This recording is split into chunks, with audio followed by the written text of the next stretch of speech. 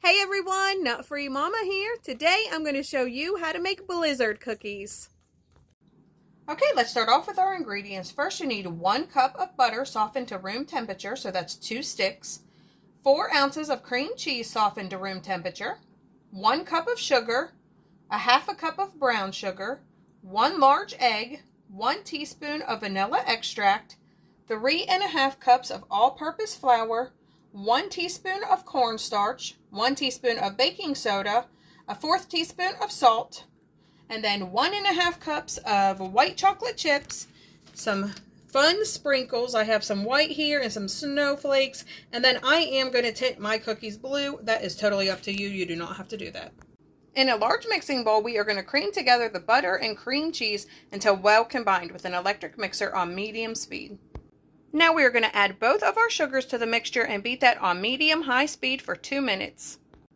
I went ahead and scraped down the sides, and now I added my egg and vanilla extract, and I'm just going to beat that to combine.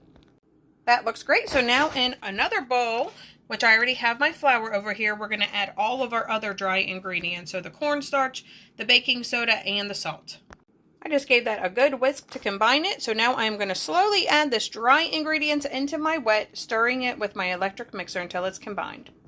If you are going to add in the food coloring, just go ahead and do that before you mix all your flour in. So I have about that much left. I'm going to go ahead and give this a good stir and then add the rest. Alright, my blue is all incorporated into my dough, and I did just do that with a spatula. It does take time, but I'm really happy with it. It's a really pretty light blue. I don't know if it shows up on the camera. So now we are going to fold in our white chocolate chips.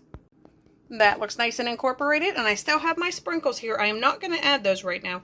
I want to add them right before the cookies go in to bake because I want them to be on top because they're so pretty. So we're going to cover this and put it in the refrigerator for 30 minutes. With about 10 minutes left for my dough in the refrigerator, I preheated my oven to 350 and I lined 2 cookie sheets with parchment paper. My first batch of cookies is ready to go into the oven. I just took about 1.5 tablespoons size scoops with my cookie scoop, and then just rolled those into balls, place them on your parchment lined cookie sheets, flatten them out with your hands, and then I added my sprinkles. That did take a little while because I really wanted to make the sprinkles look pretty on there, not just blob them on there. And then I just gently tapped them in with my hand just to make sure they stick. And then I added a little bit of silver sanding sugar because I had that in with my sprinkles already.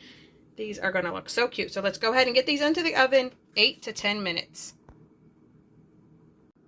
When the cookies come out of the oven, you just let them cool on your pan for 10 minutes and then move them to a cooling rack to cool completely.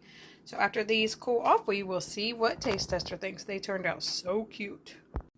All right, the cookies are all set up. Let's see what Taste Tester thinks. Hey, Taste Tester. Hi. Have a little taste. Okay. Dana, no, that's good. Do you like it? Yeah. All right, everyone, come back and see us again. Don't forget to like and subscribe. Like, subscribe. Bye.